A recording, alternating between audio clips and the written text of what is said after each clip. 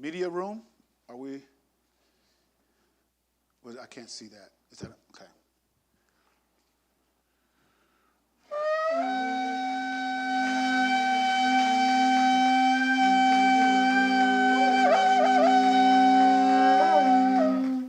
All right, all right. Hallelujah. Hallelujah. All praises to the Most High. We certainly welcome each and every one of you that are here in Torah Study on tonight. We say Shalom, Shalom, and come on into Yah's house. It's going to be all right. It's going to be all right. We are thankful for this opportunity He's given us to be in His house, and most importantly, what we ought to thank Him for is if you have an ear to hear. He that hath an ear to hear, let him hear what the Ruach is saying unto the congregation, unto the body. And so we pray that we all have that ear to hear. We're welcoming them from not only in the Quad Cities and the... He said, okay. Not only those in the Quad Cities and those who are viewing from their homes, and our prayers are still going up for our brothers, our sisters, our Akis, our Kotis in this assembly, and then those who are in the cities from around here, the Waterloo area, Oskaloosa. And so we say shalom to you. Send out a shalom, send a shout out to each and every one of you. And our Emal Smith, Emal Carruthers, Deacon Atwater will be tuning in. We say shalom to you. And Ak Damien, we're certainly praying for him. And we're going to let this go out to the brethren and those who want to. We want to see him on Shabbat. If not, we'll have to make plans. We don't want him to go too long without being in the presence of the Mishpacha. There is strength in us coming together. And when we come together and we enter into his courts with praise and to his gates with thanksgiving, and his presence alone will do you good. Just being in the midst of the Ruach HaKodesh will do you good. In this, we do have those who fasted on today. We say shalom, shalom to you. And then those will be fasting on Friday. I'll be fasting again on Friday as we enter into our Shabbat. Now, the Shabbat day is not a fast day.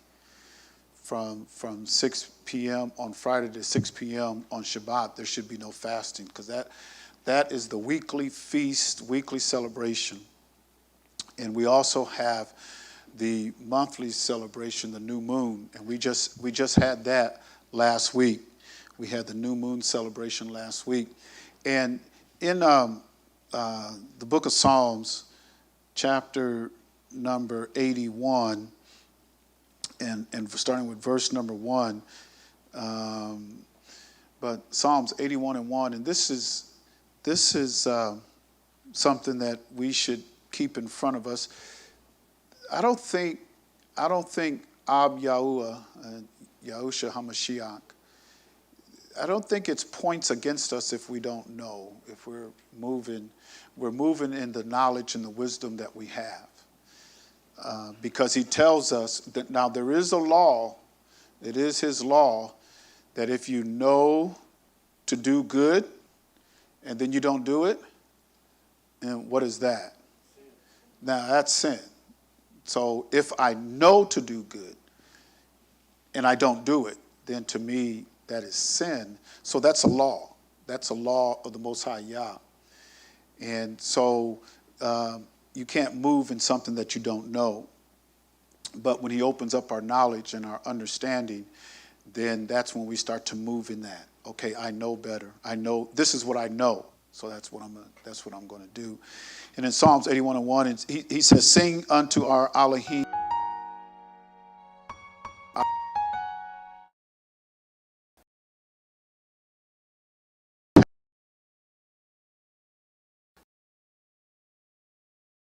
In verse number 3, "Blow up the trumpet in the new moon, in the time appointed on our solemn feast day.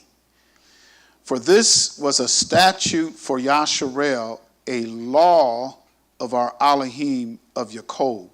So it is in his Torah, in his law book, for us to blow the trumpet, the shofar, on the new moon, which is first day of the month, which was last week. And then in the time appointed of our solemn feasts.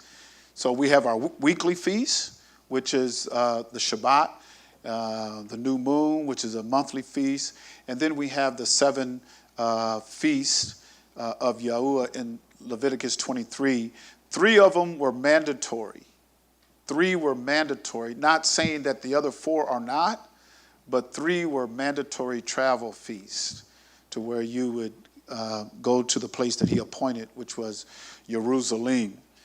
Now, they didn't go to Jerusalem for the first few hundred years. Anybody know why? After he had given them the feasts and the law of the feasts in Sinai, how come they didn't go to Jerusalem for the first few hundred years? They didn't conquer it yet. They had to go into the land. They had to go into the land of Canaan, the land that flows with milk and honey, because that was the land that was promised to them. So they didn't do it in Jerusalem until they captured Jerusalem in the time of King Daud.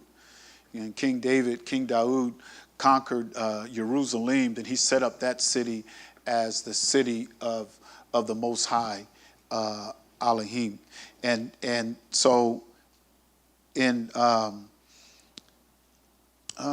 Second Chronicles 7:16, I think it is. Second Chronicles 7:16. "For now have I chosen and sanctified this house, that my name may be there forever, and my eyes and my heart shall be there perpetually." And this is this was after the prayer of Solomon. Are they getting this back there? Okay.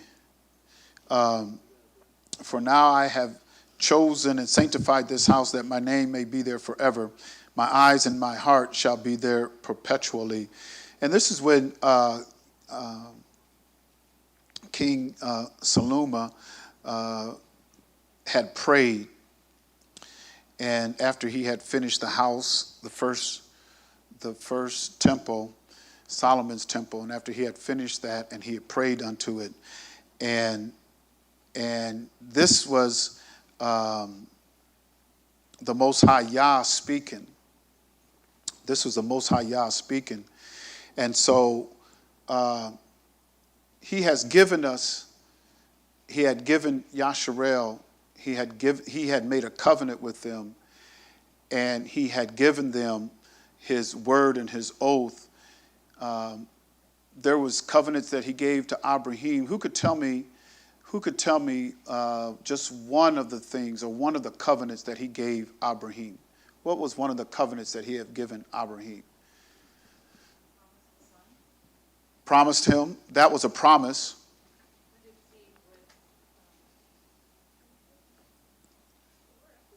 The promise unto Abraham was that he was going to have a son.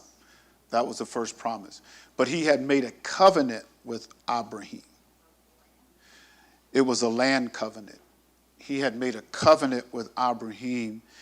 And so this whole book that we read about, that we read in, that we try to understand, the book of mystery, the book of ages, this is a land contract. This is a land covenant between the Most High Yah and Yasharel, between the Most High Yah and Abraham, between the Most High Yah and Isaac, between the Most High Yah and Jacob. Because remember, he said, I'm not the Elohim of the dead. He's the Elohim of what? The living. So it went from Abraham to Yishak to Jacob, and then from Jacob to the 12 tribes. It was a perpetual covenant that he had made with the house of Yasharel. And he told them, once they got into the land, he says, this was their covenant. This is what supposed to happen. He says, my name, I'm going to be here for how long did he say in verse 16 there? Is that still up there? 2 Chronicles 7:16. He said, his name's going to be there forever. My name will be there forever. This is the Most High Yah speaking. This is not man. This is after King Shalom prayed. And then the Most High Yah speaks back. And he says, my name is going to be there forever. And he says, my eyes and my heart shall be there perpetually. This was at the time of the first temple. So the covenant that he made with Abraham, we can see, well, maybe we need to go to verse 14. Let's go up to verse 14. This is a very familiar verse. Everybody should know this, right? Notice what he says. If my people, which are called by my name,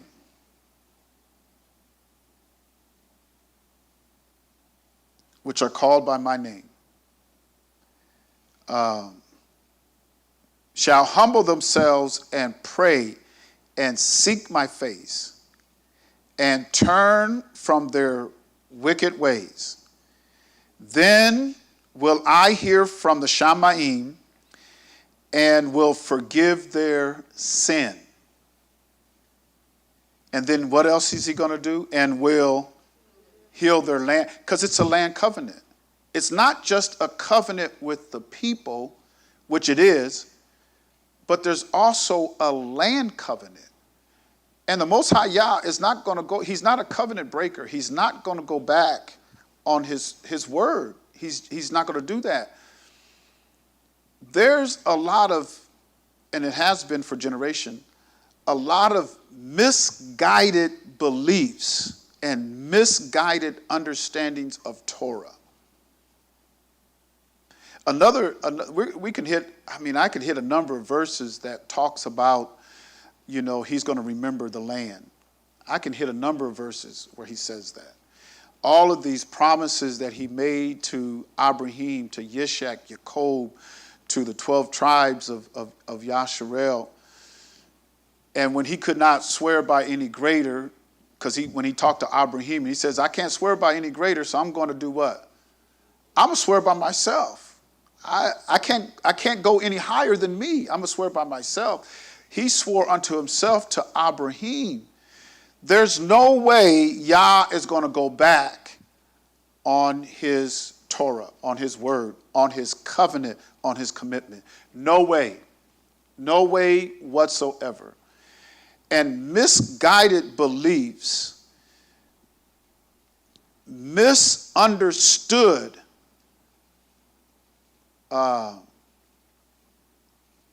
Yah's been misunderstood. He has not been taken at his Torah, at his word, at his instruction. He has not been taken at his word. He said, my word has gone out from me and it will not return unto me void.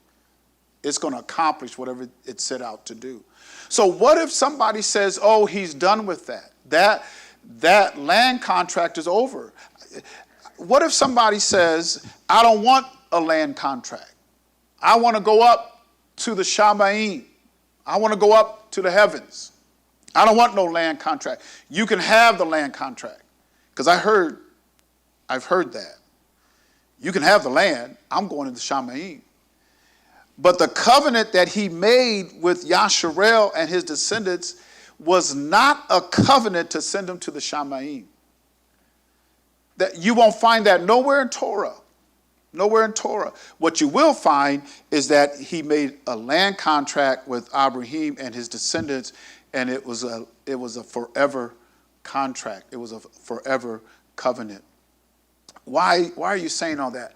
Because in order to understand what is going to happen in a few days, which people who are bound and locked in, you've heard the term locked and loaded.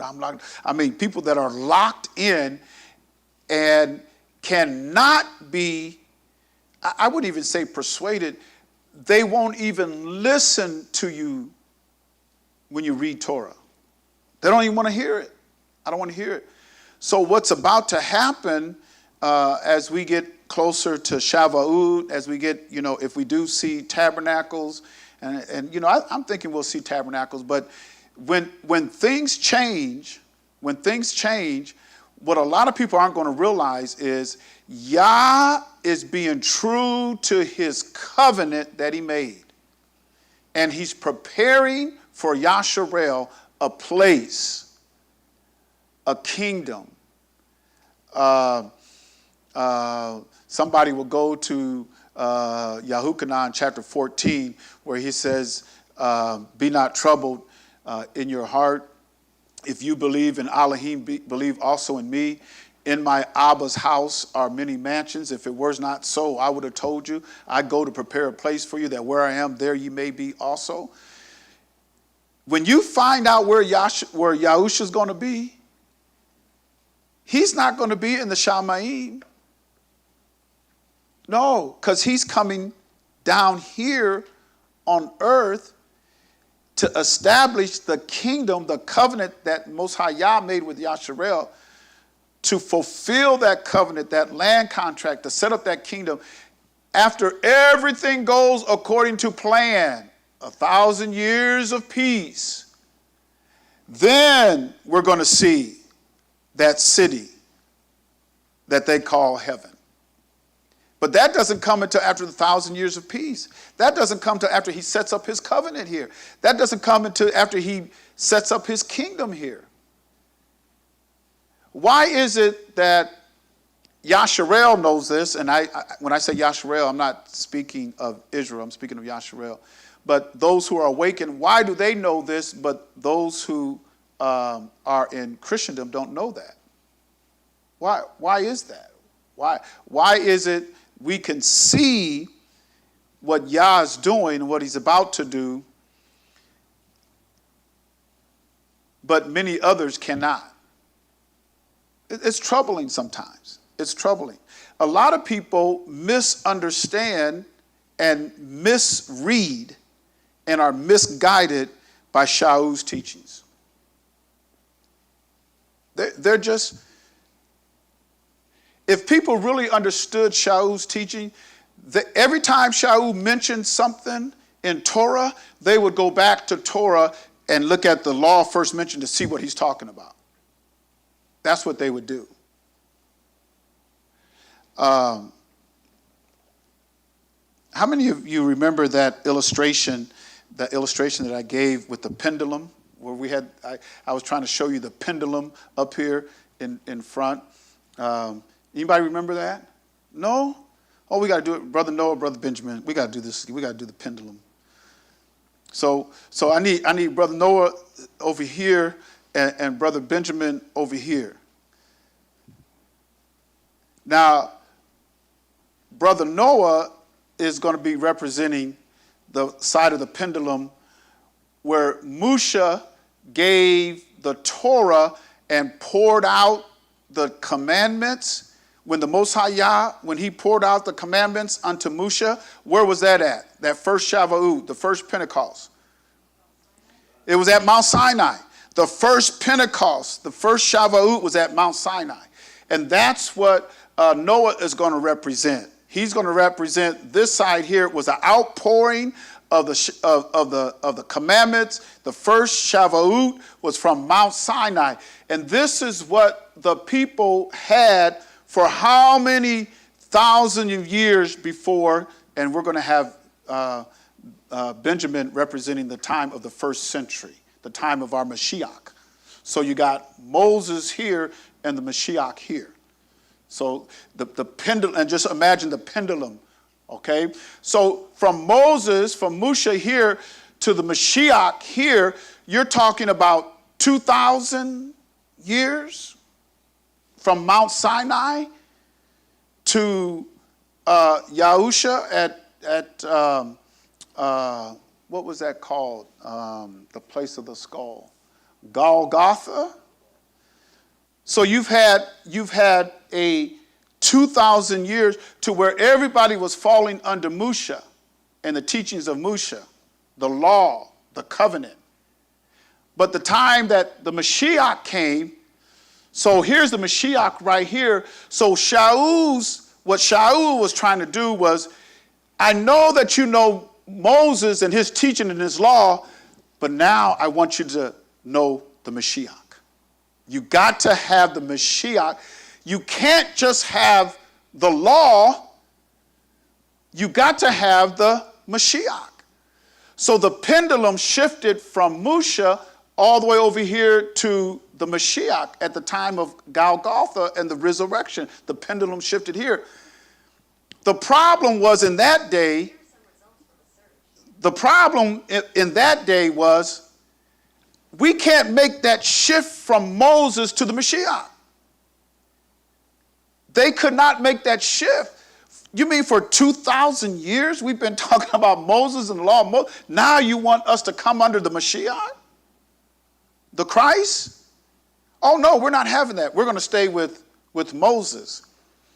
And that's why when Yahusha came and it says the Spirit, the Ruach, was given to him without measure, he did all kind of miracles because Abba Yah knew if you had a blind man that all of a sudden could see, you're going to follow that man.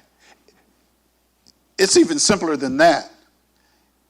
If you have 5,000 men sitting and listening to his teaching, and they all hungry, and he takes 2 fishes and a loaf of bread and feeds 5,000, not talking about women and children, just 5,000 men.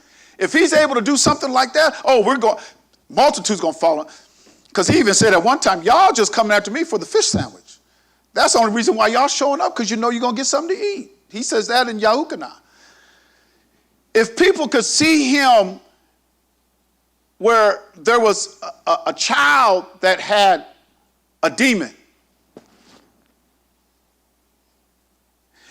and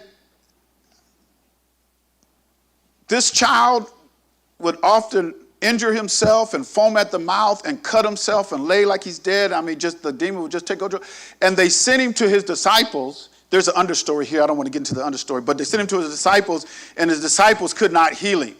So they went to the Messiah and says, we brought him to your disciples. Why did they take him to the disciples? Because in the 10th chapter of Matthew, he had given power to his disciples to cast out demons, unclean spirit. He gave them that power, but they couldn't do it. So they brought him to, and what did the Mashiach say? Oh, thee of little faith. Oh, thee of little faith. Notice now, they asked him, why could we not cast him out? Because Yahusha cast him out. They said, why could we not cast him out? He says, because of your unbelief. Because some people, and there's an understanding, I don't even want to get into that, because I heard somebody say, it doesn't matter if you got faith or if you believe, all you got to do is use his name. There was a man that says, it don't matter what your faith is, you just got to have the name, which is against teaching of the Bible. Because even in that time, after he gave the disciples power to cast out unclean spirits, and they took their child to him, and they said, why couldn't we cast him out? He says, because you didn't believe. That's the first thing he says if you look at that in Matthew chapter 17. The first thing he says, because you did not believe. That's why you couldn't do it.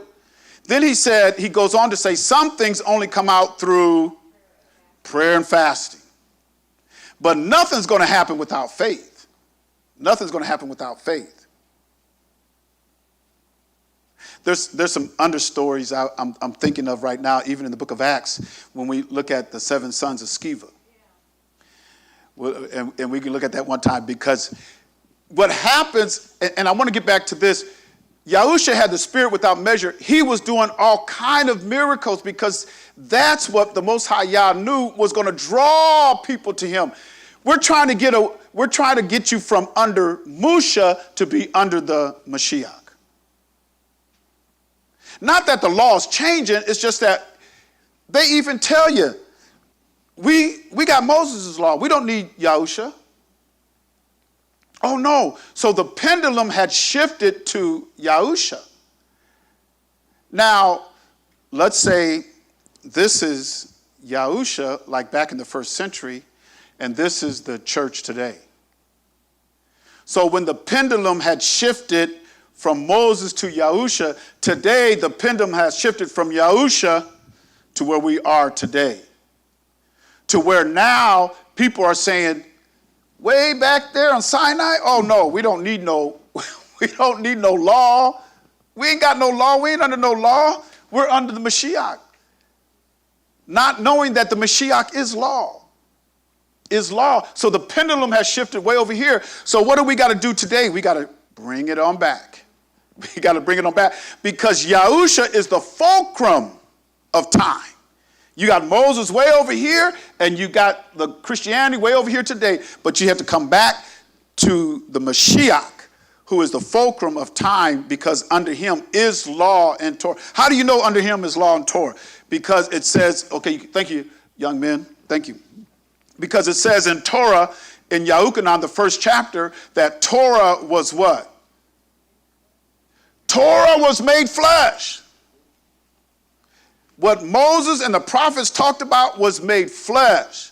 So if anybody says they're not under law, they can't be under the Mashiach. You're not under Mashiach. If you ain't got no law, you ain't under Mashiach. Because everything, Mashiach represents Torah. He represents the oath and the promise. He represents everything that was written and spoken. The covenant that he made with Abraham, Yishak represents that. The covenant that he made with Yishak, Jacob, the 12 tribes, Yahusha represents that. All of that falls under him. So there's no doing away with Torah and law. We must have it. In fact, Shaul, when he taught, he used Musha and the prophets. He couldn't even teach without them. Okay, so let's go to Acts chapter 28 and verse number 23. Acts chapter 28, verse number 23. And when they had appointed him a day, there came many to him into his lodging, to whom he expounded and testified the kingdom of Elohim, persuading them concerning Yahusha, both out of the law of Musha and out of the prophets, from morning to evening. So he used the law of Musha and the prophets to build the kingdom of Elohim.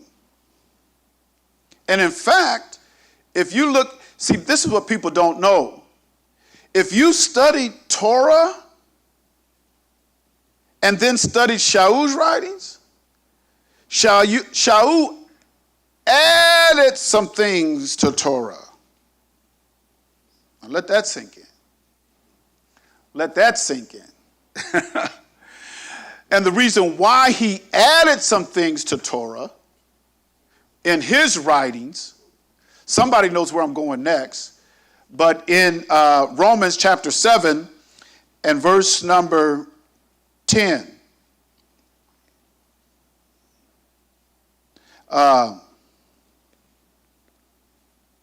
verse number 14 is what I want. Romans 7:14. This is what Shaul understood in his teaching. Okay, Nathan's got it. This is what Shaul understood in the teaching. When he taught law, when he taught Musha, what did he understand?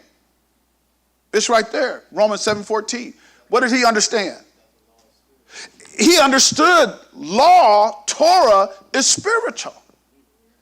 It's spiritual. That's why he used the law of Musha and the prophets to build the kingdom, because he knew the law of Musha would deal with your spirit. It deal with your spirit. When you read Torah and read law, because see, we're just looking at the letter of the law. We're not looking at the spiritual implication that Shaul understood. Because remember that pendulum, they were still on Moses. He had to get them under the Mashiach. But now the pendulum has really shifted to where you got people now, they ain't got no law. Wait a minute, time out. What do you mean got no law? We're all under law. We're under law to the Mashiach. Even Shaul said that, yes. So, since law is spiritual, it's supposed to be, the Torah is supposed to work you inside and out. Oh, yeah. The Torah, when you start reading Torah, it should work on your inner man. It deals with that psyche. It deals with your ruach. It'll get down and penetrate down into the bones if you read it and let it minister to you. Let it minister to you. It'll get down into the bones. So Shaul was never without law, because to be without law means you don't have his ruach. I ain't got no law. I ain't under no law. Well, you don't have his ruach. You can't have the ruach of Yahusha and not be under law. Paul didn't even do that. Paul didn't even do that. Even in I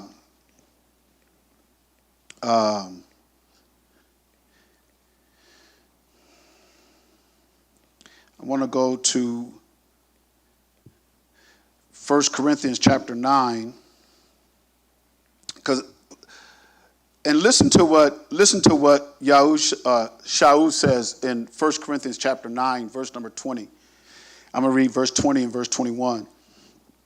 Listen to what he says. And unto the Yahudim I became as a Yahudim, that I might gain, or I became as a Yehudi, that I might gain the Yahudim. Right? To them that are under the law, as under the law, that I might gain them that are under the law. To them that are without law. Here comes the outlaws. Them who are without law, as without law. Notice what he says now. Being not without law to Elohim. I'm not, what Shaul was saying, I'm not lawless, y'all. I might get with some of these folks that ain't got no law, but I want you to know I'm not lawless. He says, I am under the law to who? Unto Yahushua, unto the Mashiach. Being not without law to Elohim, but under the law to the Mashiach. Because if you're under the Mashiach or in the Mashiach, or you have his Ruach, his spirit, you know law. Law is spiritual. You know it. You don't have, somebody who is in Yahushua Mashiach would never say, I don't have no law. We live without law. That's just crazy. That's just outright crazy. And that's why you see a lot of stuff that's happening in these assemblies, churches and circuses and churches circuses, circuses, churches. That's why you see all that stuff happening in them. And they'll tell you they ain't got no law. Well, Shaul didn't believe that at all. He says, I'm under the law to the Mashiach. Because he knew that it was the Mashiach. Everything comes under the Mashiach now. Because before they had the Mashiach, who did they say they were under? Remember that pendulum? Who did they say they were under? It was under Moses. They said they were under Moses, and Shaul said, wait a minute, no, I know Moses was a lawgiver, but no, we got to be under the Mashiach. I don't do away with law. Mashiach now is my covering. He's the one that covers me. But he's not going to cover you without law. He's not going to cover you in iniquity. You can keep breaking law and Torah. I'm saying you breaking all the laws and statutes and commandments. Don't work that way. He says that I might gain them that are without law, but I want you to know I am under the law to Elohim by being under the law of Christ. So if I'm under the law of Christ, I am under the law of Elohim. So he was trying to get people back under Christ because he's trying to build a kingdom and get the kingdom prepared for what is inevitable. And even those who are doing their ministries today, and everybody, he raises up people in whatever city and wherever you're at, they're doing their ministry and their work in that city, in that area. He has selected mores and moras, and he's raising them up not only around this country, but in the four corners, because he's calling his people back. He's calling his people back. And so we're coming up at a time. And I just don't want us to, I don't look at Shaul, who they call Paul, I don't look at Shaul as the Roman construct of Christianity does. I don't look at him like that.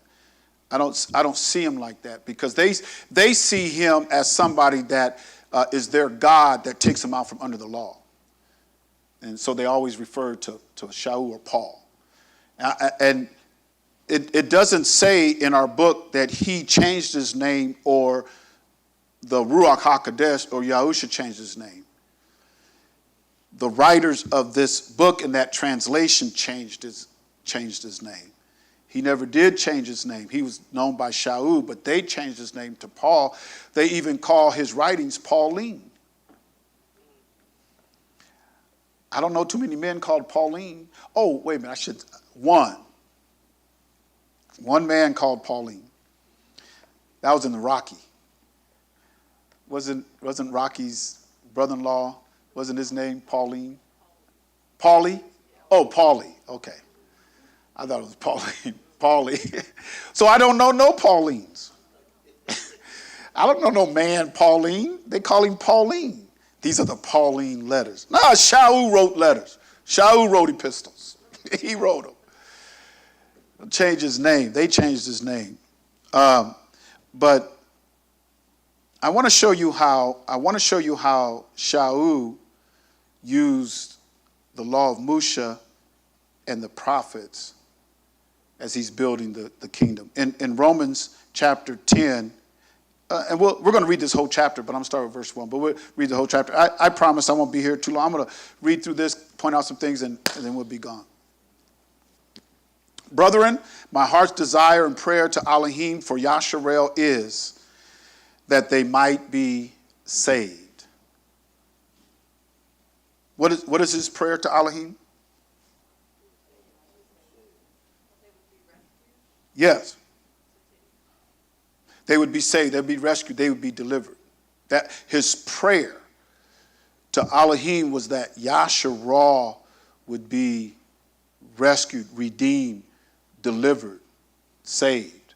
Sotidia means to be rescued. It means to be delivered. And that was his prayer to Elohim. For I bear them record that they have a zeal of Elohim, but not according to knowledge. Not according to knowledge. For they, being ignorant of Elohim's righteousness and going about to establish their own righteousness, have not submitted themselves unto the righteousness of Elohim. They have not submitted themselves unto the righteousness of Elohim. When they try to establish their own righteousness, when people are going by the letter of the law and not understanding the spiritual, that the law is spiritual, and they try to establish their own righteousness, they'll start to come up with their own traditions. Even in the time of our Mashiach, they had their own traditions. The first Talmud that was written before the Mashiach. You had the first Talmud that was written before Mashiach. Then you had a Talmud written after the Mashiach. And that Talmud that they use today is horrendous. It's what I would say God-forsaken. It has nothing to do with our Elohim. Not Yahuwah, our Elohim. Now, there are other Elohim, because when you say Elohim, gods. There are other gods. But to us, there's only one. That's what Shaul said. There be gods many and lords many. But to us, Yasharel, to us, Yahudis, there's only one. There's only one. To us, there's only one. But there are others out there. So they have their own God, but it's not ours. And they taught all of us not to call on his name. They call him Hashem, and then in our book, they put Lord and God. They won't even put our Father's name in there. But they missed one because I'm going to leave a light on now. Remember that commercial? We'll leave a light on for you. He said, I'm going to leave a light on now. Right? And Psalm 68:4, right? Because we know what that says. He rideth in the heavens on his name, Yah. They didn't put that one out. Because Most High Yah said, I'm going to leave the light on for you. Oh, but they used the J, even though there was no J. There was just no J. You know, the J didn't come up to the 17th century. And you still have to argue with folks about the letter J, and it didn't even come up to the 17th century. And when Shaul in Galatians says, I'm surprised you're so moved from, he's talking about in his day. People got that so twisted. I can see why Kepha said, man, some of the things Shaul wrote, they're hard to be understood. If you're unlearned and unknowledgeable, or I think he says unlearned, for those who are unlearned and unstable, they wrestle it to their own destruction. If you got Shaul's writings and you're trying to interpret and read his writings without Torah and the law, oh, you're going to wrestle with his writings to your own destructions. And that's what they've done. For they being ignorant of Elohim's writings, that's verse number 3. Verse number 4, for the Mashiach is the end of the law for righteousness to everyone that believeth. Now notice, those who don't understand Shaul's writings and they're using it in the English and not, if you look up that word end in the Greek, it's telos. Telos, which means the law is a target or a goal. It's a goal. So what he's saying here in verse 4, he says, the Mashiach is the goal of the law for righteousness. So when I look at the law, I look at it's a goal for me to hit. And that's why Shaul says, I press toward the mark of the high calling of Mashiach unto Elohim, because he knew that's my target. That's what I'm pressing towards. That's what I can see that target. That target or that goal is in Torah. It's in law. For righteousness to everyone that believeth. Now, notice now, the first person he mentions in verse number 5. For Musha describeth the righteousness which is of the law, that the man which doeth those things should live by them. But the righteousness which is of faith speaketh on this wise. Say not in thine heart, who shall ascend into the Shamaim, that is, to bring Mashiach down, or who shall descend into the deep, that is, to bring up the Mashiach again from the dead. Now, I might as well read verse 8 because it all goes along. But what saith it? The word is nigh thee, even in thy mouth and in thy heart. That is the word of faith which we preach.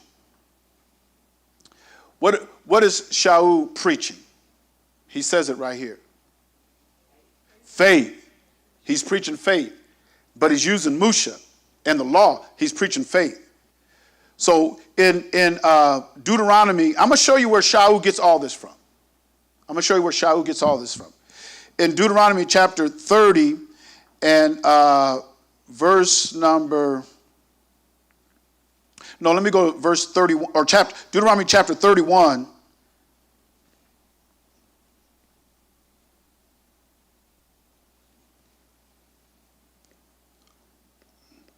Deuteronomy chapter 32. Chapter 32 and verse number 20. Deuteronomy chapter 32 and verse number 20. And just give you some scriptures on today, because if somebody tries to tell you they didn't have faith back in that day, we got faith today, the law doesn't teach faith, that's not true. That's not true. Even Yahusha said in Matthew 23:23, what are the weightier matters of the law? Judgment, mercy, and faith. So when I read law, I'm reading Torah, I'm understanding judgment, mercy, and faith, because that's what law teaches. So if you don't teach law, you can't teach faith. Well, I can teach Yahusha, but Yahusha is law. The Torah was made flesh. He is law. So if you can't teach law, you can't teach faith. Verse number 20, Deuteronomy 32:20. And he said, I will hide my face from them. I will see what their end shall be, for they are a very froward generation, children in whom is what? No faith. No faith. Even back in that day. Even back in that day. These are children with no faith. And without faith, it's impossible to please him. For he that cometh to Yah must believe that he is, and he's a rewarder of them that. So law teaches me faith. It teaches me faith. So when Shaul is talking about this is the word that we preach, even faith, or this is the word of faith that we preach, you have to understand everything that Paul was preaching about Yahushua Mashiach was coming from Torah. It was coming from Torah. So in Deuteronomy, let's look Deuteronomy chapter 30 and verse number 1. And we had a meeting today with Kingdom Life Assembly, and I was studying this today in Deuteronomy chapter 30. And then in our meeting, y'all know what Zakin Johnson read? He read Deuteronomy 30. I'm going, he's going to do my Bible class tonight. That's what I was thinking when I heard him. He was reading it, and I'm going, he's going to do my Bible class. Because I was going to go to Deuteronomy chapter 30. And we're going to read some of this, because this is what Shaul was using when he wrote, especially in Romans chapter 10. Verse number 1, and it shall come to pass when all these things are come upon thee, the blessing and the curse, which I have set before thee, and thou shalt call them to mind among all the nations whither Yahuwah thy Elohim have driven thee. Now, you have to see several things in this verse here. First of all, when we were starting to read Romans chapter 10, what was the first verse in Romans chapter 10? Of Romans chapter 10, the very first verse. Remember we read that, right? He said, my prayer and heart desire for Yasharel, that they might be saved. So, and he uses a lot out of the book of Deuteronomy. So if you don't know the book of Deuteronomy, you're not going to really understand what Shaul is talking about. Because see, that's what we tend to do. We tend to just take Shaul's writings without Torah. But as we read in Acts, he used the law of Moses and the prophets to build the kingdom. That's what he used. So if you can't use Genesis through Malachi to build the kingdom, you're not building the kingdom of Yah, you're building your own kingdom. And that's what a lot of them do. They'll even tell you, what should I read? Start at Matthew. Start at Matthew? You didn't miss, if you start at Matthew, you missed the whole reason why Yahusha came. You missed the whole reason why Yahusha came if you start at Matthew. But that's what they teach you. They teach you start at Matthew, read the Gospels, maybe skip over Acts, jump into Romans. And the reason why they want you to jump into Romans is because that's the Roman road. But that's what they do. That's what they do. So there's a few things here. I don't have time to get into all this, to unpack all of this, but just to point out some things in verse number 1 there, he says that when it comes to pass, what's got to come to pass? Just real quick. What has to come to pass? Huh? In verse number 1, what has to come to pass? The blessings and the curses. So in order to understand what he's talking about here, you have to understand the blessing and the curses. And it says, when this comes to pass, all the blessings and the curses, at the time that those curses come to pass, he says, and it comes to mind among all the nations where you decided to end up. No, Yahweh drove him there. He drove him there. He says, but when this comes to mind in all these nations, something's going to happen when this comes to mind in all these nations. Huh? Yeah, and he says it here. And verse number 2, and shalt return unto Yahuwah thy Elohim, and shalt obey his voice, according to all that I command thee this day, thou and thy children, with all thy heart and with all thy soul. He's not looking for half-steppers. Well, I partly believe it. Well, then get out of line. Go on over there. Get on the sideline. You ain't ready to be on the field. We ain't going to let you. If you a half believer, go on, stay on the sideline.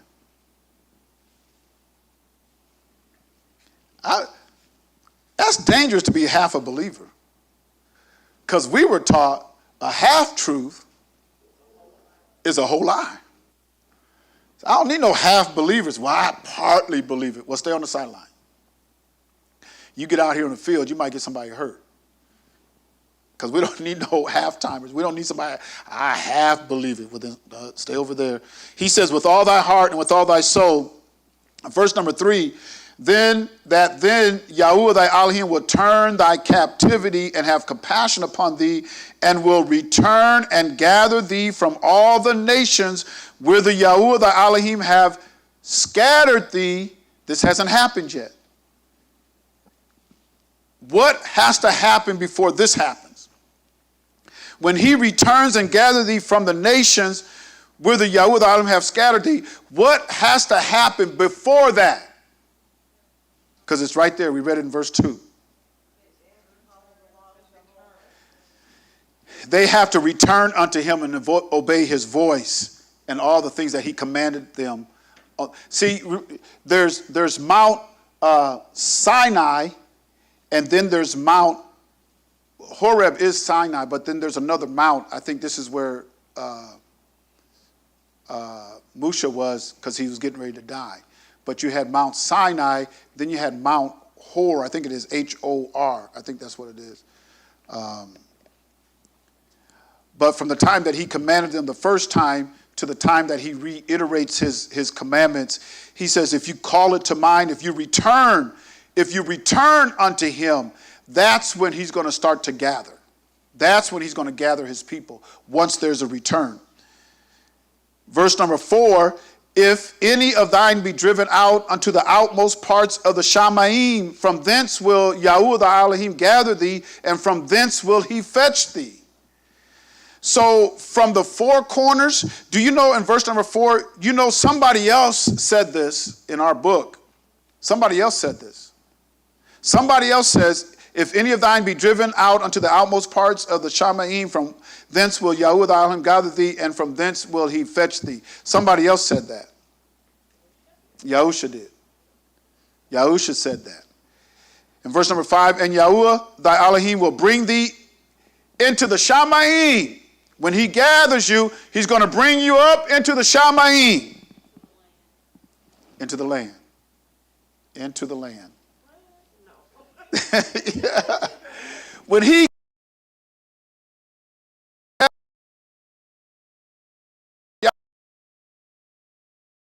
gathers them, he's going to bring them back into the land. Why is he going to do that? It was promised to them. That was the covenant that he made with Abraham. He told Abraham, your seed, he said, everywhere you walk, he even took him up to a mount and says, look northward and eastward and westward and southward. He says, all this area that you can lay your eyes on, all of it's going to be yours. All of it. So it's not a little sliver of land the size of New Jersey. That's not it. That's not it.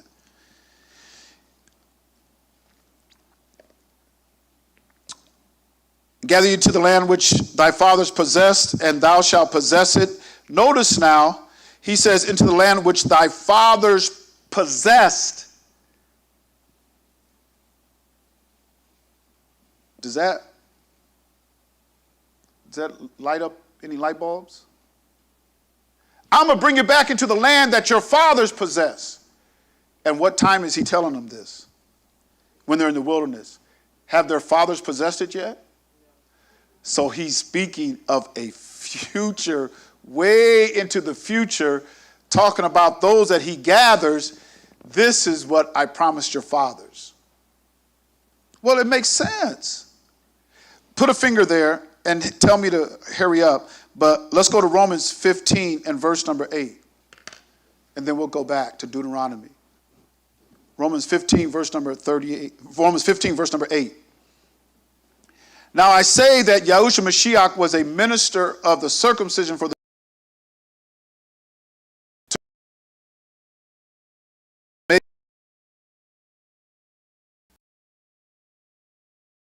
land that your fathers possessed, speaking in past tense, which he hadn't even given it to them yet, because they haven't got out of the wilderness.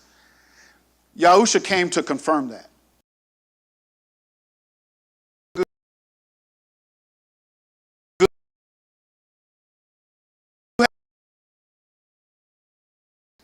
Because gold over $2,400 an ounce. So those who got gold is, yay. This is good as gold. This is better than gold. This is better than gold. And don't look now, but silver's going up too. Silver's going up.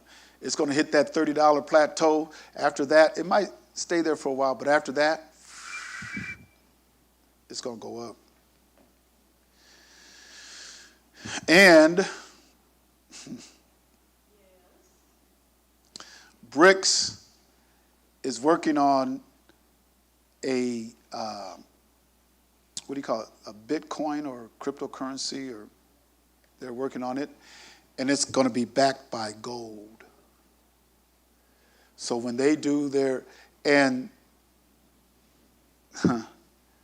there was 5 nations that was just added to BRICS. Ethiopia, Egypt, Saudi Arabia, Iran, UAE, United Arab Emirates. And out of all 5 of those nations that were just added, you can find oil in all 5 of those nations. But they're going to back their cryptocurrency. They're going to back it by gold. And they're going to do this so they can destabilize the dollar. They're going to take the dollar. The biggest producers of oil, Saudi Arabia, UAE, Iran, some of the biggest producers of oil, and they're not going to use the American dollar anymore. What's going to happen here? Super, super duper hyperinflation. Super.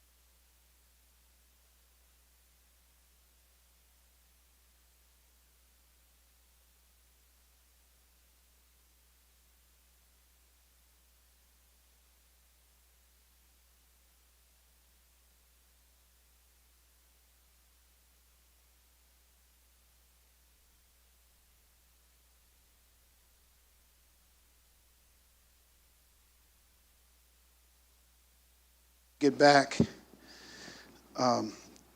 Let's go back to, so the promises that he made, remember, Yahushua came to confirm those promises. So back in Deuteronomy chapter 30, because this is what Shaul, I want to get down to where Shaul is dealing with this. So verse number 6, Deuteronomy 30 and 6, and Yahuwah thy Elohim will circumcise thy heart and the heart of thy seed to love Yahuwah thy Elohim with all thy heart and with all thy soul, that thou mayest live. This is going to be in the land. Again, it's going to be in the land. And Yahuwah thy Elohim will put all these curses upon thy enemies and on them that hate thee, which persecuted thee. Does that sound familiar? In Luke chapter 1, when he says that Yahusha, he was going to call his name Yahusha, and he was going to come to save his people from what? From their enemies and all those that, says it right here. And thou shalt return and obey the voice of Yahuwah and do all his commandments, which I command thee this day. He's talking about the gathering. And Yahuwah thy Elohim will make thee plenteous in every work of thy hand, in the fruit of thy body, and in the fruit of thy cattle, and the fruit of thy land for good. For Yahuwah will again rejoice over thee for good, as he rejoiced over thy fathers. If thou shalt hearken unto the voice of Yahuwah thy Elohim, to keep his commandments and his statutes which are written in this book of the law, if thou turn unto Yahuwah thy Elohim with all thy heart and with all thy soul. Again, he wants all of you. Verse number 11. Because this is where Shaul gets it in Romans. For this commandment which I command thee this day, it's not hidden from thee, neither is it far off. Why is it not hidden from them or far off from them? What does it take? Faith. That's what he's dealing with. That's what he's dealing with. Even in the time of Musha, when he's writing this, remember we read that verse in chapter 32, right? He said they had no faith, right? Remember we read that, Deuteronomy 32 and 20? He said, this people, they have no faith. They ain't got no faith. He's dealing with faith here. He's dealing with something that is spiritual. For this commandment which I command thee this day, it's not hidden from thee, neither is it far off. None of the commandments are hidden from us, and none of them are far off. That's why Yahuchanan could say his commandments are not, because they're not hidden from us. It's not far from us. I access them through faith. Listen to verse number 12. It is not in heaven, in the Shamaim, that thou shouldest say, who shall go up for us to Shamaim and bring it unto us that we may hear it and do it? Because when Shaul is teaching on this, he says, you ain't even going to call on who to go up to the Shamaim to get it? The Mashiach. He says that right there in Romans 10. When he's teaching on this, you're not going to ask the Mashiach, can you go to the Shamaim and get them commandments? Huh? Yeah, or he's going to come back from the dead? No, that ain't going to happen. He came down from the Shamaim and he came back from the dead. So where it's not hidden from us, it's not far from us. Okay, listen. It is not in the Shamaim that thou shouldest say, who shall go up for us to Shamaim and bring it to us that we may hear it and do it? Neither it is beyond the sea that thou shouldest say, who shall go over the sea for us and bring it unto us that we may hear it and do it? Verse number 14. But the word is what? Very nigh unto thee. Where is it? In thy mouth and in thy heart, that thou mayest do it. So he says, Shaul says, this is the faith that we preach. I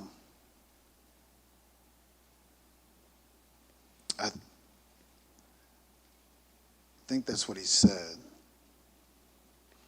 We better go back to Romans chapter 10. But the righteousness, this is verse 6, but the righteousness which is of faith, speaking on this why I say not in thy heart, who shall ascend into the Shamaim, that is to bring Christ down, or who shall descend into the deep, that is to bring Mashiach again from the dead. And they reference the sea, because Musha said the sea, right? Who's going to go into the depths of the sea? They represent the sea as death and dying. But he said the only sign I'm going to give you is just like Jonah was 3 days and 3 nights in the belly of the fish, the Son of Man is going to be 3 days and 3 nights in the heart of the earth. So that's how he makes that correlation there. The sea and the dead. But what saith it? The word is nigh thee, in thy mouth, in thy heart. That is the word of faith which we preach. The word of faith that we preach. So even when I'm teaching Musha and what Musha taught the people, you have to understand it through faith, because the law is spiritual. He goes on to say that if thou shalt confess with thy mouth Adonai Yahusha and shall believe in thine heart. Because remember now, he wants half a heart and half a soul. So a half and a half equals a whole. No, that's not what he said? No, he said all your heart and all your soul. I don't want half or nothing. I want all of it. I want all of it. In thy heart, Elohim hath raised him from the dead, thou shalt be delivered. Remember, the problem that they was having, they were still stuck on Musha. But Shaul was trying to get them stuck on the Mashiach, Yahusha, the Mashiach. He was trying to let them know it's coming under the Mashiach now. So for with the heart man believeth unto righteousness, and with the mouth confession is made unto salvation. For the scripture saith, whosoever believeth on him shall not be ashamed, right? Whosoever believeth on him shall not be ashamed. Notice now, he goes back to the prophets to get this. In verse number 11, he goes back to the prophets.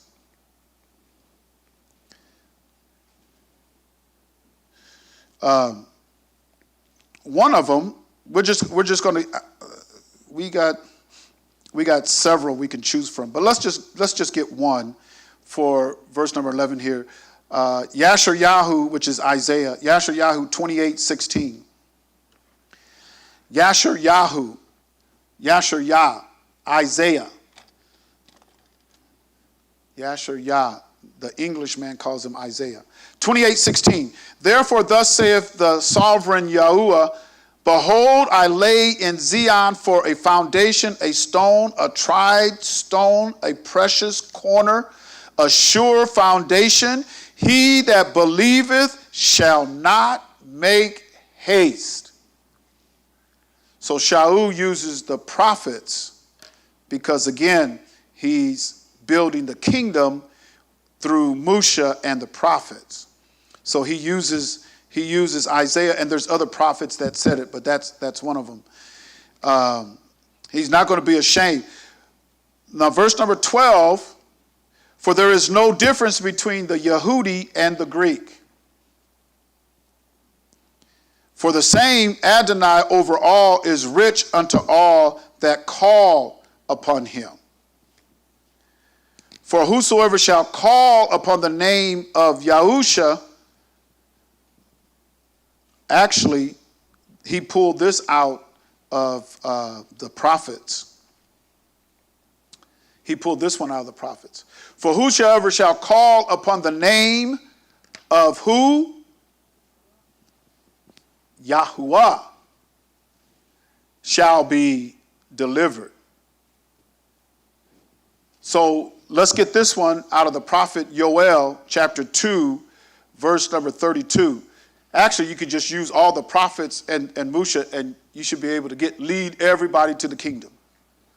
So Yoel 2:32, and it shall come to pass that whosoever shall call on the name. See, they don't want you to know his name. They don't want you to know his name. They know how powerful it is for Yasharel to call on his name. They don't like it. You got those in the Roman religion, they don't like it. Don't call. I have people that will listen to me, but as soon as I say Yahuwah or Yahusha, they turn it off. I can't listen to him. He doesn't use J-E-S-U-S. Can't listen to him. They don't want you to call on his name. When we called on J-E-S-U-S, he honored our faith. He honored our belief in that name. What he honored was our faith and our belief. Let's don't get it twisted. It wasn't J-E-S-U-S. It was our faith and our belief in that name. Because I can make this wand an egregore. I can believe in it so much that it becomes a god. And just like Merlin, I can just wave and If I believe in it strong enough, have faith in it.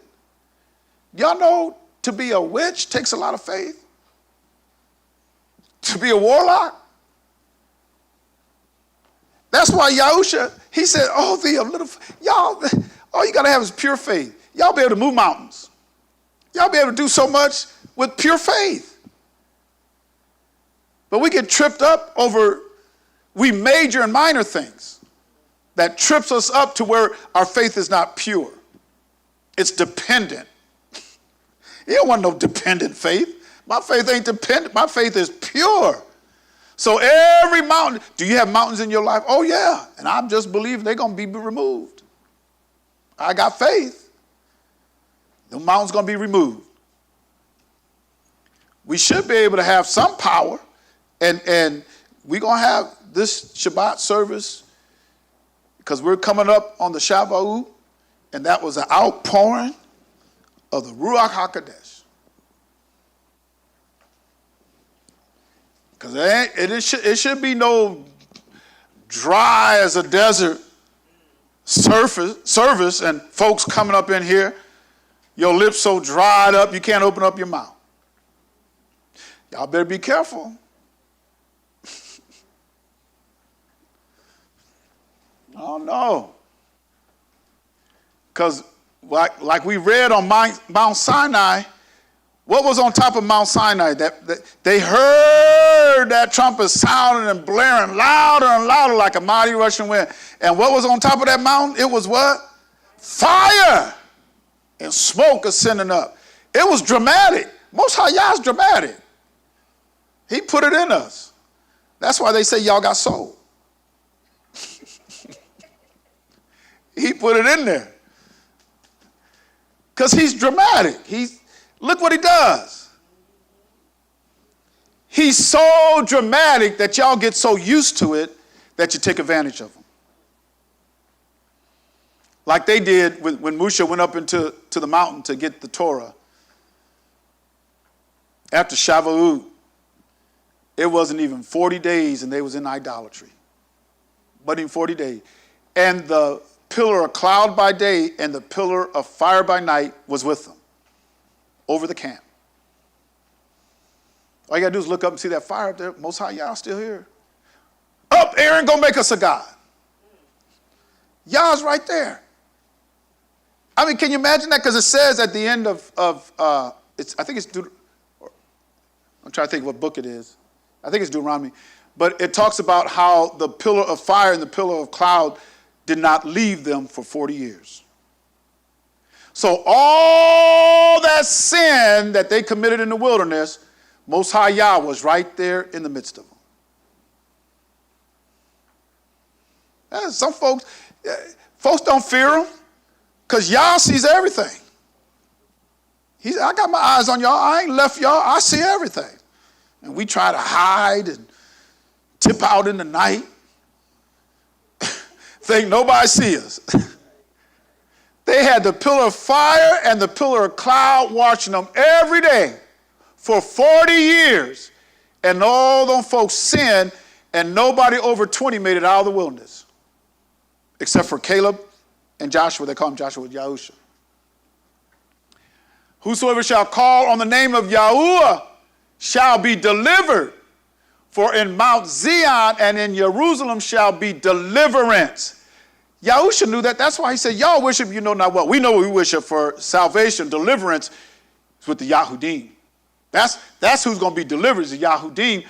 That's why they was trying to tell them, y'all better get with the Yahudim.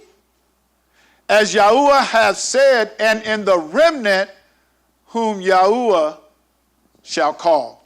Because only a remnant's coming back to him. Only a remnant.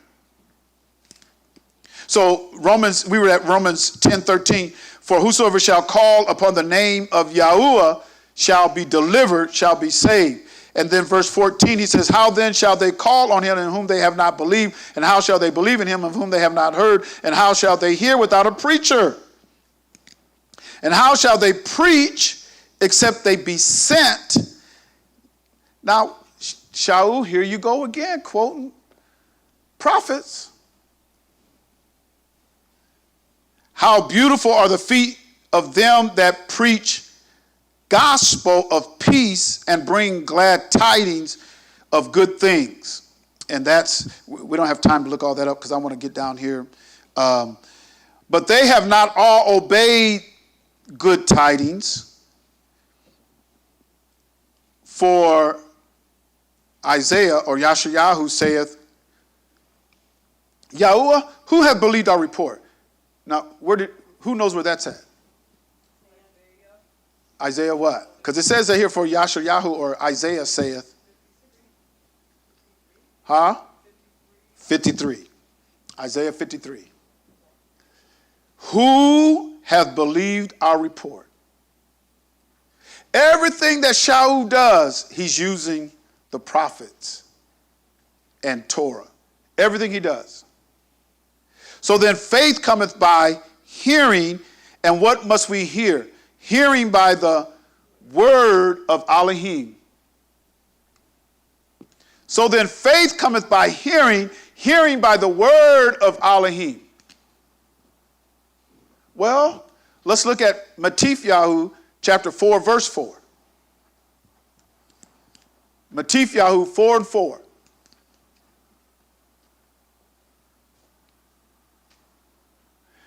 But he answered and said, it is written, man shall not live by bread alone, but by every word that proceedeth out of the mouth of Elohim. So every time I open up Torah and I read the law of Moshe and I read the prophets, I should be getting what?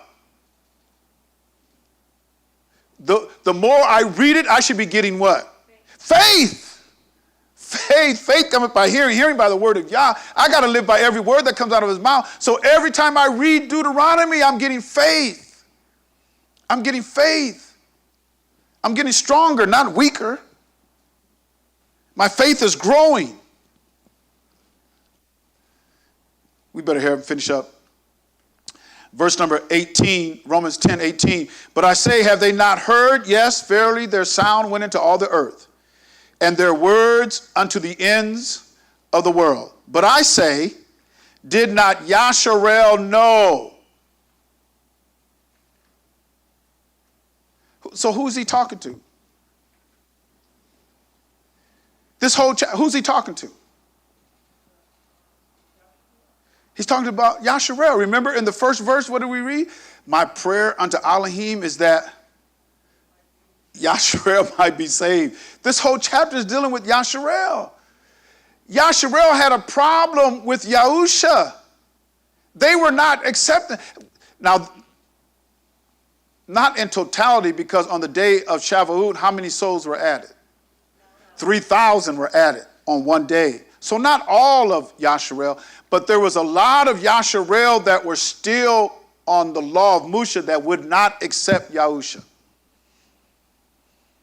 So that was Shaul's problem. I'm trying to get you Moses, Torah only. I'm trying to get y'all under the Mashiach. This whole chapter, that's what he's dealing with. So again, verse number 19, but I say, did not Yasharel know? First Moshe saith, I will provoke you to jealousy by them that are no people, and by a foolish nation I will anger you. Isn't that true today? That is so true, because of what we did to the Most High Yah. So in Deuteronomy, let's go back to Deuteronomy chapter 32 and we read verse number 20. Let's read 20 and 21. Deuteronomy 32, we read 20, but I want to go back there, 20 and then 21, because this is what Shaul's dealing with. Deuteronomy, let's look at verse number 20. And he said, I will hide my face from them. I will see what their end shall be, for they are a very froward generation, children in whom is no faith. They have moved me to jealousy with that which is not Elohim.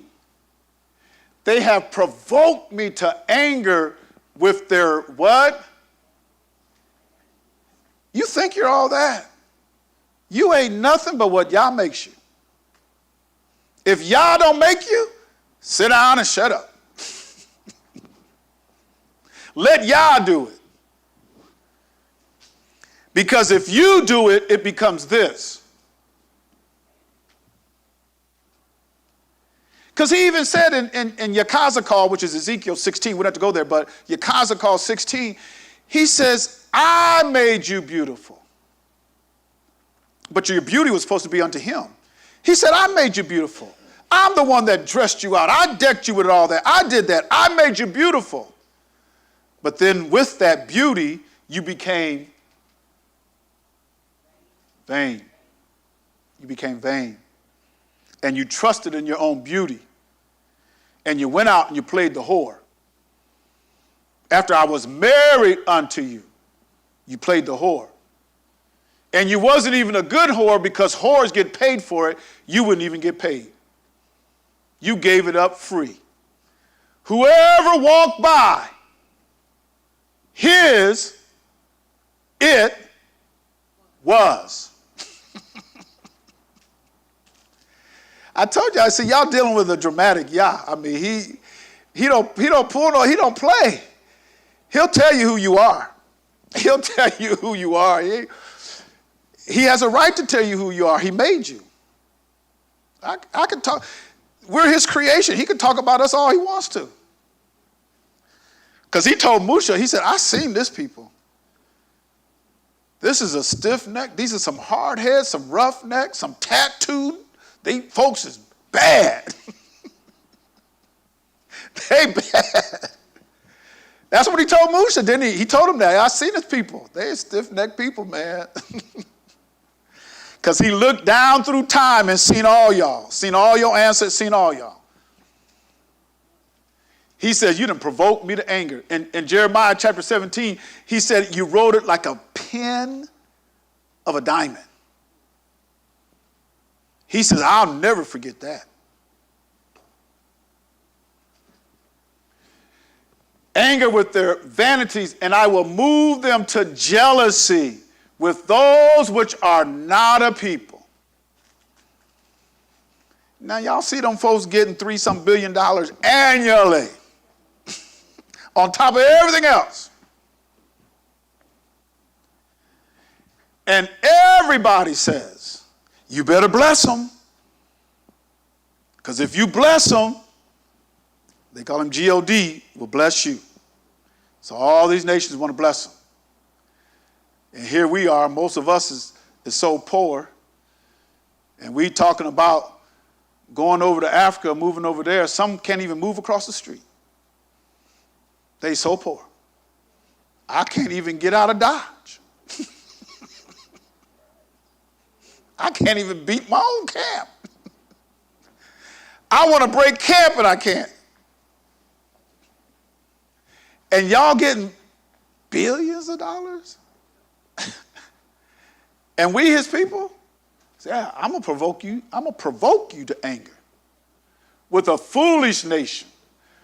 For a fire is kindled in my anger and shall burn unto the lowest hell and shall consume the earth with her increase and set on fire the foundation of the mountains. Whose fault is that? It's our fault. Yasharel's fault. It's our fault. We got the Most High. We got our Father mad. We got him mad.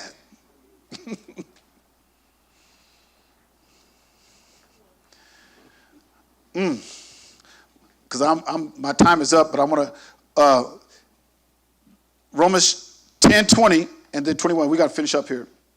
Romans 10:20.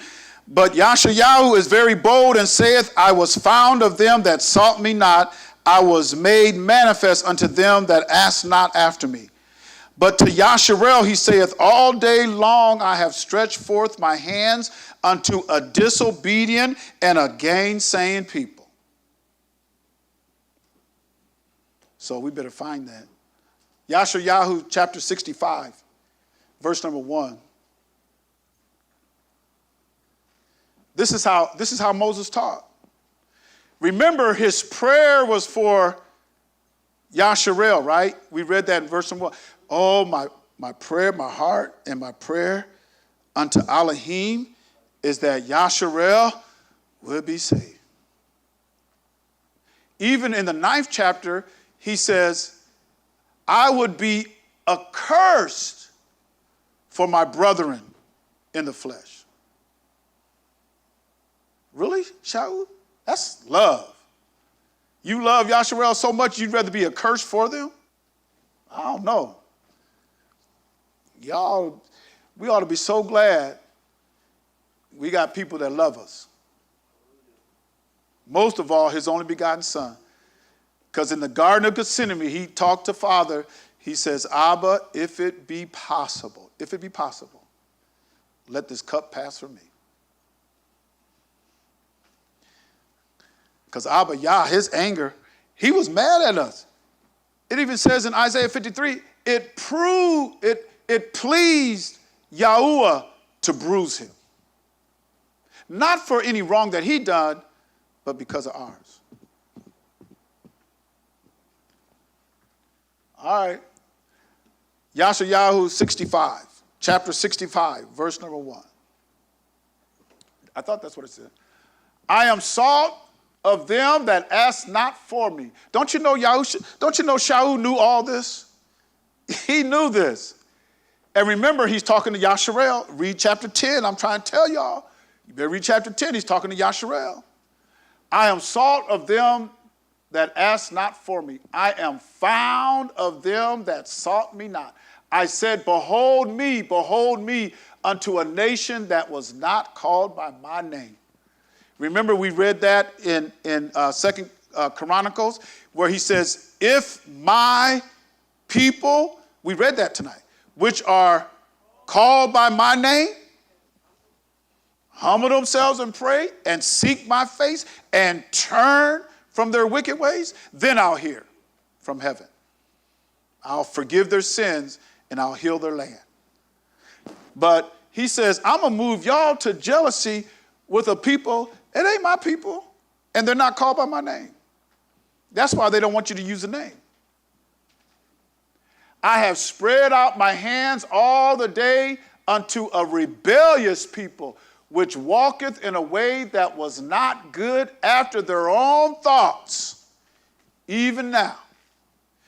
A people that provoketh me to anger continually to my face. Because see, Yasharel thought they could hide it. You can't hide. So every sin and everything they did was right before him, right in his face. He said, you did it to my face. Remember the other day we read in Jeremiah chapter 6 where it says, do you think there was a shame? Remember we read that? Jeremiah 6, 15 and 16. Do you think they were ashamed? Oh, no, they were not ashamed. They couldn't even what? They couldn't even blush. They did it right before his face. Oh, y'all, you're going to see something else here too.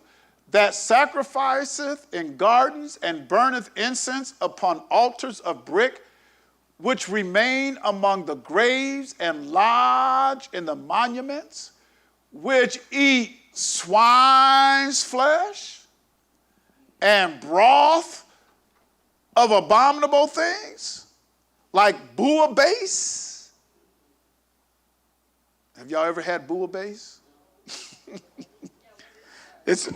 Look it up, bouillabaisse. Y'all look it up. Somebody look up bouillabaisse. All this abominable. He even called it broth. You know what broth is, right?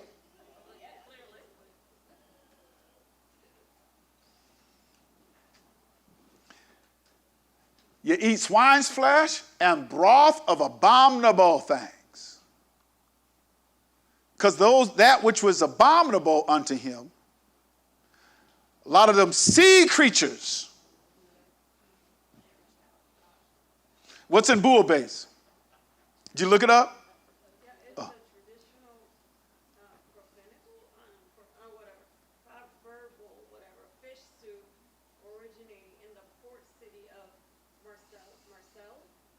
The word is originally compounded of two words, blah, blah, blah, blah. What's in it? It's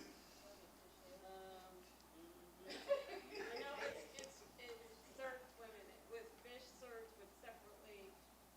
It's separately after the soup, so it's with fish. Yeah. They're just being a basic. They- Was originally a dish made by the fishers using a bony rockfish, which they were unable to sell to restaurants or markets. There are at least 3 kinds of fish in a traditional bouillabaisse. Typically, a raccoon, a sea robin, and an urban conch. Yeah, it's mussels and all those other. Monkfish, mullet, Uh-huh. gilthead, bream. It all sounds like bottom feeders. Yeah. Yeah, just what you catch on the bottom, and you soup it in the broth and you eat it and everything. Yeah.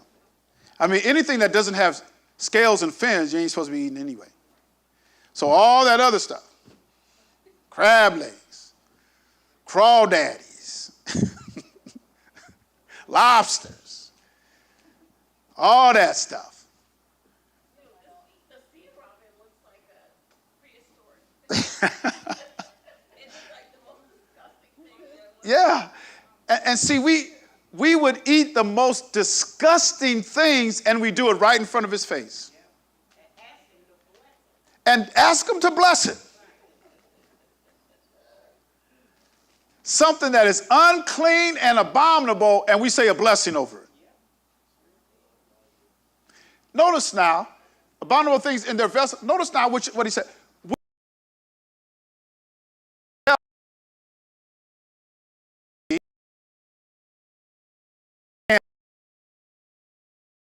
Eating swine's flesh and abominable things. And then you say, I'm holier than thou. What does that sound like? If that don't sound like Roman Catholic Christian construct of Christianity,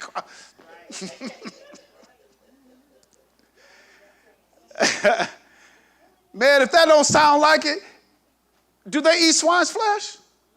Abominable stuff? And then say, stay away from me, I'm holier than thou.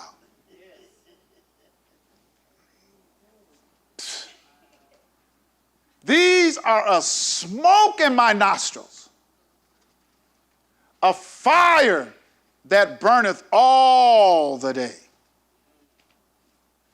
Because you can't eat no swine's flesh and then think you're holy.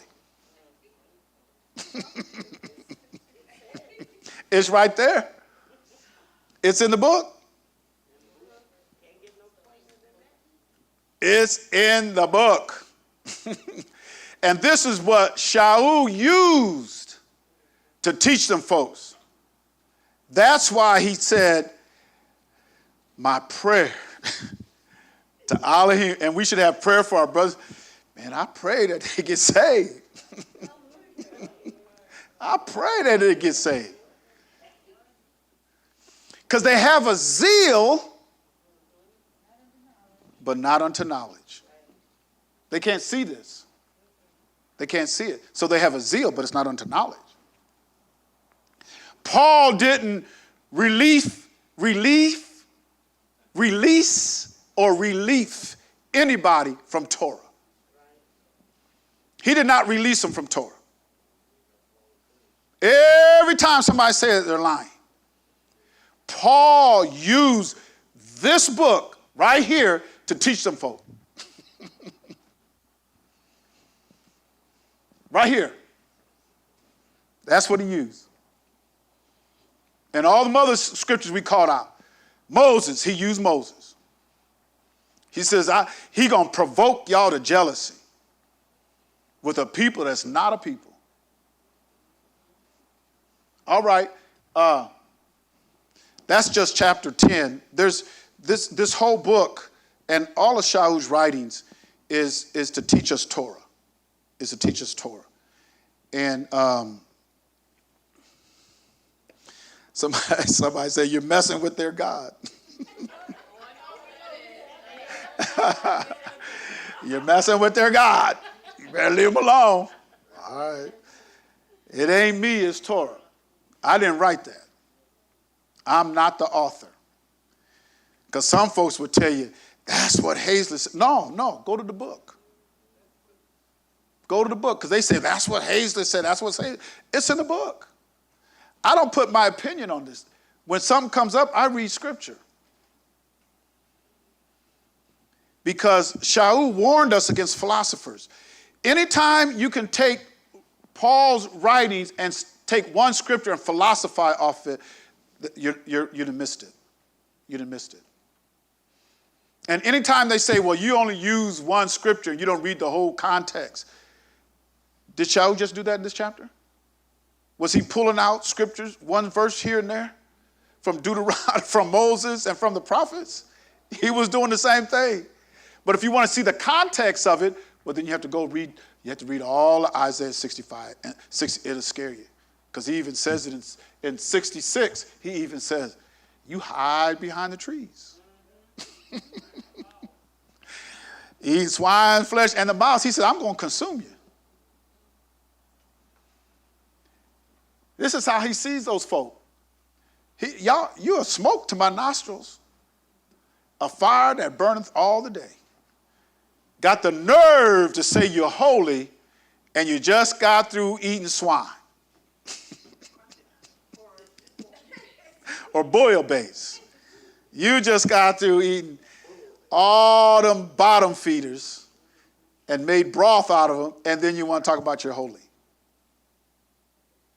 He said, that's a stink that's smoke in my nostrils. Y'all know how irritating it is to get smoke in your nostrils? When folks used to smoke and stuff, and they come around, smoke it all up your nostrils, be burning and stuff. They taking oxygen out of the air with that smoke. And then get offended if you tell them to get away from you. I got rights. Not around here.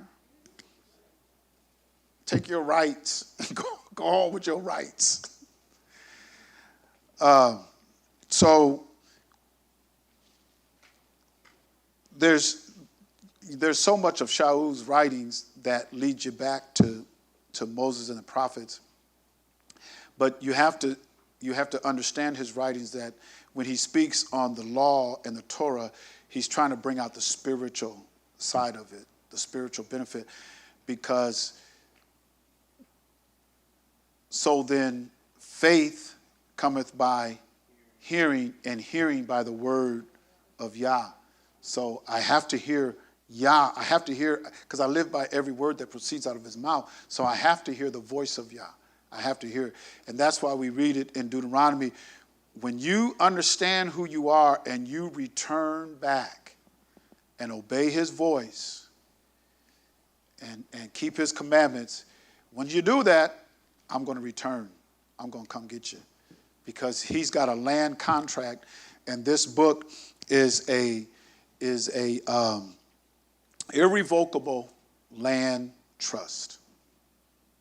Irrevocable, you know what irrevocable means? Can't change. Can't change it. It's irrevocable. And when he made that covenant with Abraham, and you can read throughout Torah, I got a land for you. I got the promised land for you. Flows with milk and honey. But when he sets up his kingdom, the only ones that will be able to get in his kingdom are those that have been obedient unto his voice and his commands. And when Yahusha came after his temptation with the devil, the first thing he said when he returned was repent. Because repentance is a command. Teshuvah, that's a command. And when you understand teshuvah in the Torah language that it's spoken in Hebrew, in that word teshuvah, you have to burn down your house. You got to burn it down, which means if you truly repent and you turn from it, you burn that house down. But you don't have to worry, because Yahusha says, I go away to prepare a place for you. He's got a new house for us. He's got a new house for us. And that's why we got to turn from that old house. We got to burn that house down. And also, if you burn it down, you can't go back to it. Only a fool will go back to a heap of ashes. So he wants you to turn from that, repent, and you have to turn unto him, Yahusha. They had a problem. A lot of them had a problem with Yahusha in his day. Today, a lot of people who have Yahusha have a problem with the law. It's just that the pendulum has just totally shifted because the law was made flesh. And the law even says, if you know to do good and doeth not, to you that's sin. That's law. Because the law is spiritual, I have to understand that when I'm hearing the voice of Yah, not only is he dealing with, because he wants all of my heart, my soul, my body, he wants everything. And so it all has to line up with him. My thoughts have to line up with him. My heart has to line up with him. My soul has to line up with him. My might, my strength, everything has to line up with him. And that's what I learned when I studied Torah. I studied law. All right, any questions? Any questions, comments out there? It's getting kind of late, so if not, let's remember Shabbat that's coming up. And we're going to have a special prayer. We want to see the outpouring of the Ruach coming on Shabbat, because we're coming up to Shavuot. And if you have not, I need to know this Shabbat, I need to know who's going. I need to know who's going because Aki Parker has volunteered to drive the van, the church van. Probably, I had to talk to him about probably go up there on Thursday, spend Thursday night and come back, but I'll talk to him and find out. Because we're looking at going to Indianapolis. I'm going to be there for 3 days. We've already registered. You can register online. Did I put that in the chat, in our chat? I did put that in the chat, right? To where you can Did you say a special prayer of restoration? Yeah. Because we want the outpouring of the Ruach. We want the outpouring of the Ruach. We want the Ruach to come in and just, huh? Uh-huh. Here, this Shabbat.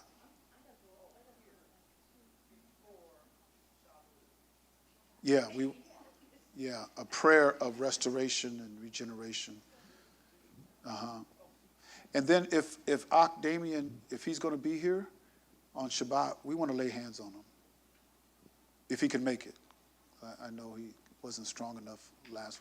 We want to lay hands on him and pray on him for healing, strengthen his body. Because he really wants to be here. But sometimes it's just difficult. So we got our special prayers going up. And anything else? Nothing? Okay. We won't prolong it. We're going to ask...